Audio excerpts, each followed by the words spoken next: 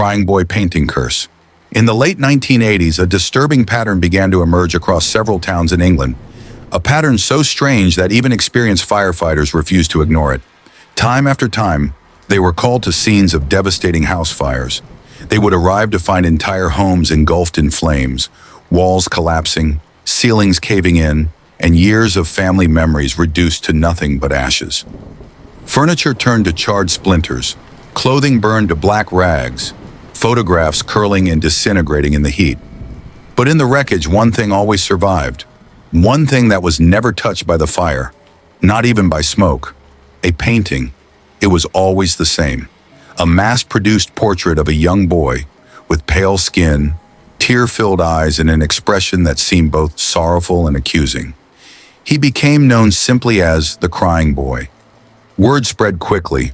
Families began to speak of strange events before their homes burned. Faint sobbing echoing through hallways late at night, sudden cold drafts sweeping through rooms, and the unsettling feeling that the boy's painted eyes followed them wherever they moved. Some swore they saw his lips tremble, or the glint of a fresh tear that hadn't been there before. When local newspapers published the story, panic followed. People began tearing the paintings from their walls, attempting to destroy them. But many discovered something horrifying. The paintings wouldn't burn. Flames would lick the edges of the canvas, but the boy's face remained untouched, as if the fire itself refused to harm him. Others who managed to destroy the painting found their lives spiraling into misfortune.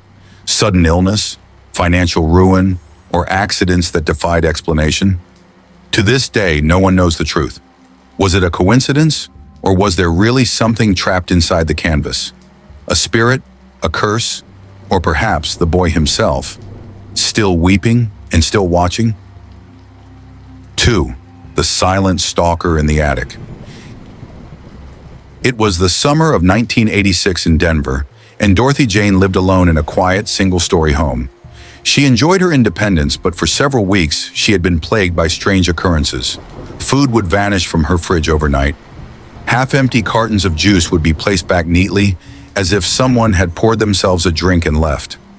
Sometimes she'd find crumbs on the counter that she didn't remember leaving, or her belongings slightly moved from their usual place. At first, she laughed it off, blaming her forgetfulness. But then came the nights. Lying in bed, she began to hear faint, deliberate creaks in the ceiling above her head. They weren't the random pops and groans of an old house settling. These sounded like footsteps, slow, cautious, almost as if someone was trying not to be heard. One evening, Dorothy came home after work and was immediately struck by a heavy, foul smell. It was a mix of sweat, rot, and something sour, like spoiled food. Her heart began to pound. She dialed the police, explaining she thought an animal might have gotten into her attic. Officers arrived and began a thorough search. When they reached the attic hatch, one officer climbed the ladder and shone his flashlight into the darkness. The beam swept across old boxes and insulation, and then froze on a man crouched in the shadows.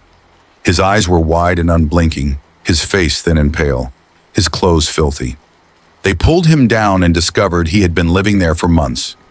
At night, he would quietly lower himself into the house, stealing food, rummaging through her things, and sometimes standing silently in her bedroom doorway, watching her sleep.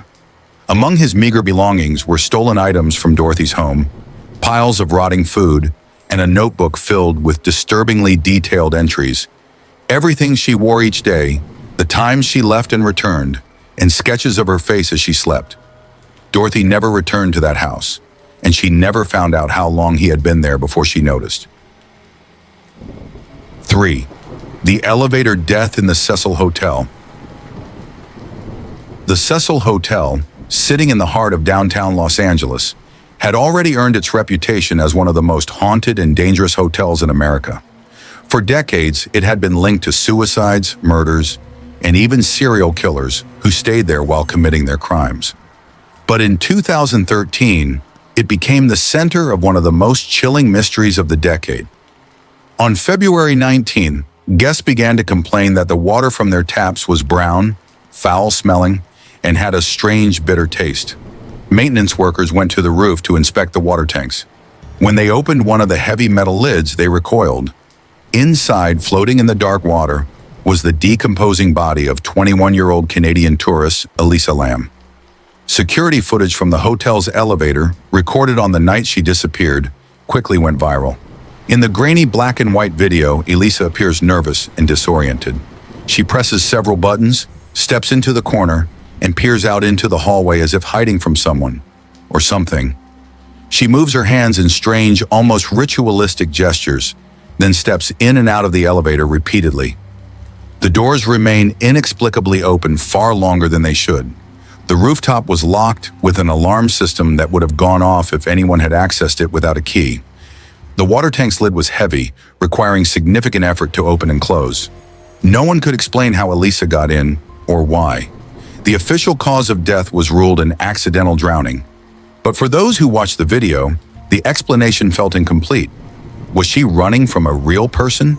Was it the influence of something supernatural within the cursed walls of the Cecil Hotel? Or was the truth something darker still, hidden behind locked doors and silent hallways? The phone call from the dead. On the afternoon of September 12, 2008, two trains collided head-on in California in one of the deadliest rail disasters in U.S. history.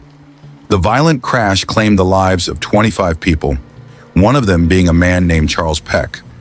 The force of the impact was so severe that investigators believed he had died instantly. But in the hours that followed, something impossible began to happen. Charles's fiancée, his stepmother, his brother, and other family members began receiving phone calls from his number. Not one or two calls, but 35, spread over 12 hours. When they answered, they didn't hear his voice. Instead, there was static, faint clicking noises, muffled sounds like movement through debris or the faint hum of machinery. Sometimes the calls came one after another, then stopped abruptly. When his family tried calling back, the calls went straight to voicemail. Hoping the calls meant he was still alive, rescue crews worked through the wreckage, using the signal to trace his location. When they finally found Charles, he was already gone. His phone was in his pocket, intact, but its call log showed no record of the outgoing calls. No one could explain it. Was it a technical glitch? Or had Charles, in the moments after death, found some way to reach out to the people he loved, to say goodbye? 5. The Disappearing Hitchhiker. It was 1973, and a truck driver named Harry was making a late-night delivery along a rural stretch of highway in North Carolina. The rain was relentless, pounding the windshield, turning the road into a dark river of glistening black. Up ahead, in the beam of his headlights, he saw her, a young woman standing on the shoulder, drenched, shivering, wearing a long white dress that clung to her skin. She looked lost and fragile. Harry slowed and pulled over. She stepped in without hesitation, her wet hair plastered to her pale face. She spoke softly, almost in a whisper, telling him her name was Lydia and giving him an address. For most of the drive, she said nothing, staring out the window at the rain, her hands folded neatly in her lap. Harry glanced at her occasionally. She didn't shiver, even though she was soaked through. When they reached the address, an old farmhouse at the end of a gravel road, Harry slowed to a stop. But when he turned to tell her they'd arrived, the passenger seat was empty. The seatbelt still hung loose, drops of rainwater on the vinyl. Confused and unnerved, he knocked on the farmhouse door. An elderly couple answered. When he asked for Lydia, their expressions turned somber. "Our daughter Lydia died years ago on this road, on a night just like this." Harry drove away into the storm, glancing in his rearview mirror. For a moment, he swore he saw her standing by the roadside again, in her white dress, watching him leave.